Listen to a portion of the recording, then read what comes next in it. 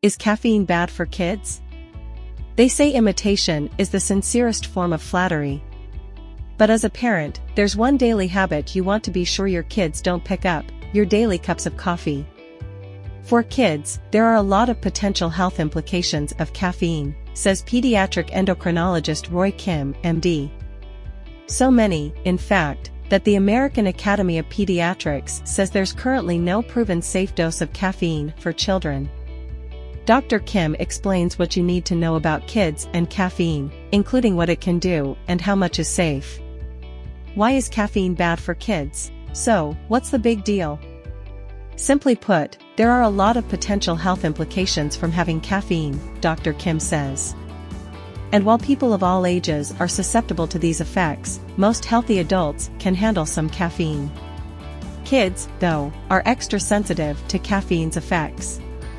And when you pair that with the fact that they don't necessarily have the wisdom and restraint to know when they've consumed too much, the result is that children and teens are perfectly poised to experience problems.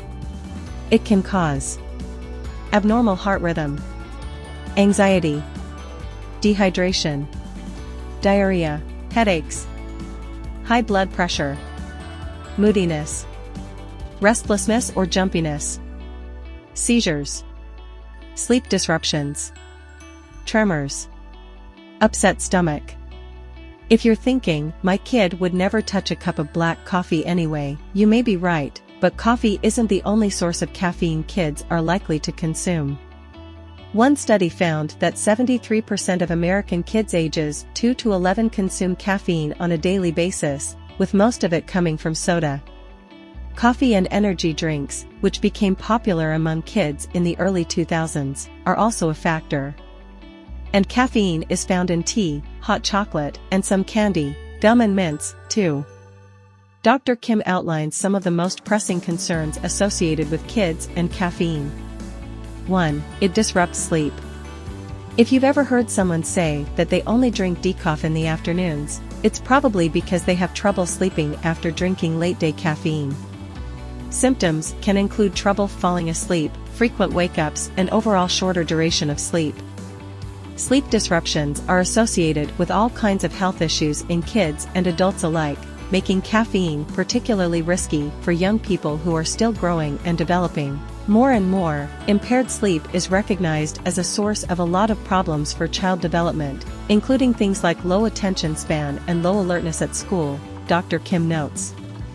It can also cause symptoms like headaches, and it can alter kids' appetite and insulin levels, which may lead to other health issues. Other concerns associated with a lack of sleep include teen auto accidents, trouble in school, decreased social skills, interpersonal conflicts, worsening health problems. 2. It's associated with mental health concerns. Remember that old song about being alive, awake, alert, enthusiastic? That's what caffeine does. It stimulates your central nervous system, which makes you feel more perked up and attentive. But too much caffeine can take it too far, and children are particularly sensitive to caffeine's anxiety-inducing effects. Studies show that consuming high amounts of caffeine, like those found in energy drinks, is associated with higher levels of stress, depression, and anxiety in kids. And the fact that caffeine contributes to sleep problems only compounds things. Sleep disturbances can decrease tolerance for stress, like handling sad news or stressful situations, Dr. Kim says. 3. It's addictive. Any adult who's tried to go without their daily latte knows that it's not easy to quit a caffeine habit. That's because at the end of the day, caffeine is, in fact, a drug, which is why quitting caffeine can cause shakiness, irritability, and headaches. Caffeine is a stimulant, and it does have some addictive properties, Dr. Kim explains. In people who get used to it, going without it can cause them to crave it, to need to get that fix. And that's not a good thing to see occurring in kids. 4. It's often paired with sugar. Caffeinated products marketed to the younger crowd, like soda, energy drinks, and those frou-frou coffee concoctions that taste more like milkshakes, are often laden with sugar. And sugar, of course, is associated with a variety of health problems.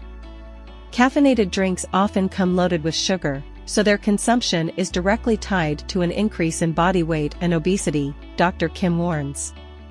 Sugar is also associated with higher risks of type 2 diabetes, insulin resistance, prediabetes.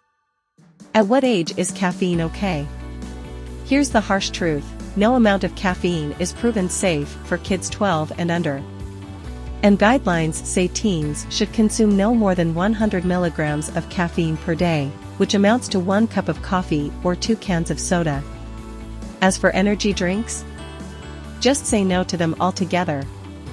Because they're not regulated by the U.S. Food and Drug Administration, FDA, there's no way to know for sure how much caffeine is really in them, which can be dangerous for kids and adults alike. In fact, the American Academy of Pediatrics says energy drinks aren't safe for kids, period.